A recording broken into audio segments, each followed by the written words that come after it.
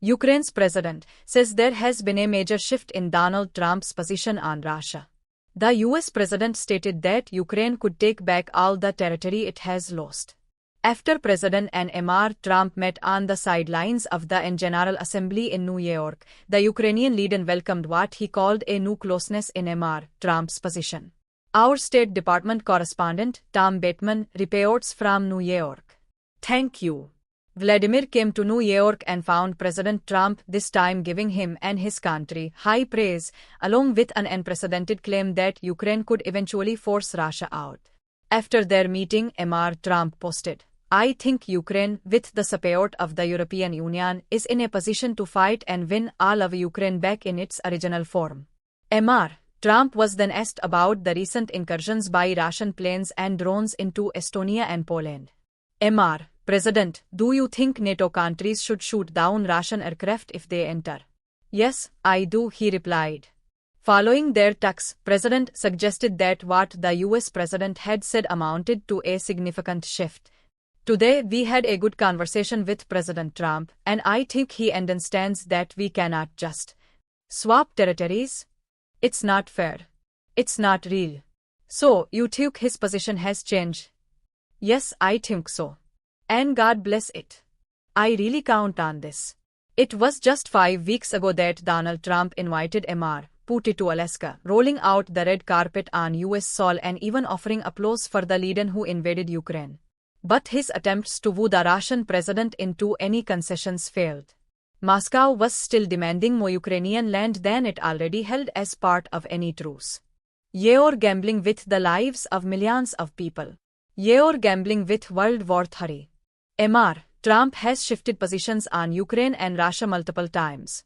From his Oval Office ambush of President, he is now lurching back into much clearer support. At the end, Mr. Trump called Russia a paper tiger, saying it was not a real military power. Western diplomats have welcomed the remarks, though they caution that they should still be taken with a pinch of salt. Even so, Ukraine's key European allies are running with what he said. I welcome the proposal we saw a few hours ago from the President of the United States, recalling the gradual weakening of the Russian economy. I welcome what he said about Russia's failures on the ground. In more than 1,000 days, Russia has hardly gained 1% of Ukrainian territory. There has been so much loss, so many civilian victims, and very few territorial gains. President is hailing Mr. Trump's words. He believes they show the American president is coming firmly back into Ukraine's camp. But the fact remains, Washington has not provided any new funding for weapons to Ukraine since Mr. Trump took power. That would be the one action that could truly change the course of the war, and it is something Mr. Trump is still unwilling to do. As Russia's attacks on Ukraine continue, Mr. Trump's apparent shifts bring some comfort to Kiev. But with little sign that Vladimir Putin has been swayed by Trump's previous flashes of irritation, Moscow seems unmoved. And likely to be faced by this one. Tom Bateman, BBC News, New York. The Kremlin had a diplomatic response to President Trump's change of tone. President Putin's spokesman, Dmitry, told Russia's radio that the Kremlin leader values the US president's efforts to seek a resolution to the Ukraine conflict. Let's get some thoughts from who was Ukraine's prime minister during the 2014 Russian invasion of Crimea. He is now chair of the Kiev Security Forum. Thank you for being with us. I wonder how much of President optimism do you share? Well, first, I share President Trump's take. We can win this war. But let me add something to his statement. He said Ukraine can win this war with the support of the European Union. He probably missed mentioning the United States. So yes, this is a verbal. That's true, and it's not what Putin expected. But what Putin is watching closely now is whether this verbal will be backed by strong actions. Words matter only if they are underpinned by bold, decisive moves. So I expect the US president to provide an additional security package for Ukraine, to impose secondary sanctions on Russia and on those who help Russia circumvent sanctions. The US must stay strong and united with the European Union. Look, NATO and the United States are the real superpowers of the world, with the strongest military, the strongest economy, a huge population and technologies. And we are fighting against Russia, whose economy is smaller than the state of Texas.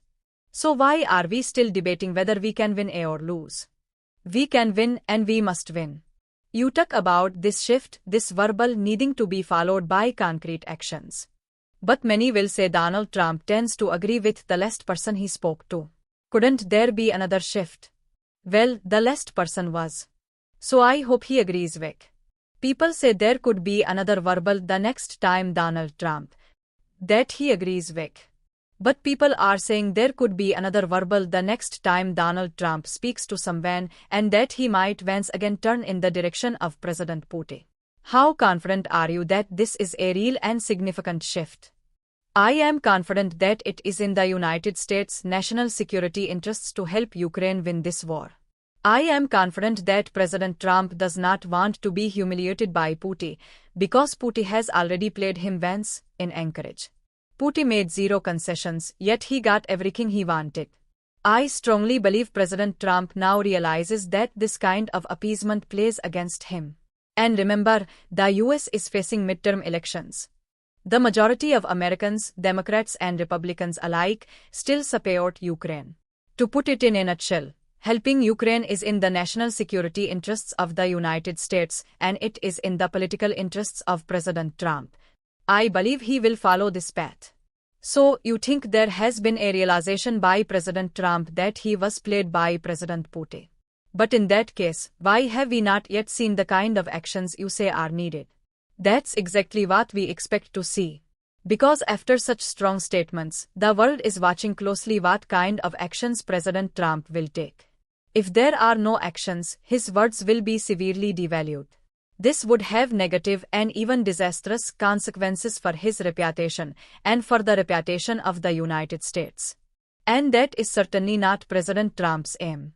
I believe he wants to be remembered with a Nobel Prize, but not the kind of Nobel Prize Henry Kissinger received for Vietnam. A different prize, one that comes from achieving a durable, fair and just peace for Ukraine. Former Prime Minister of Ukraine and Chair of the Kiev Security Forum, thank you very much for talking to us.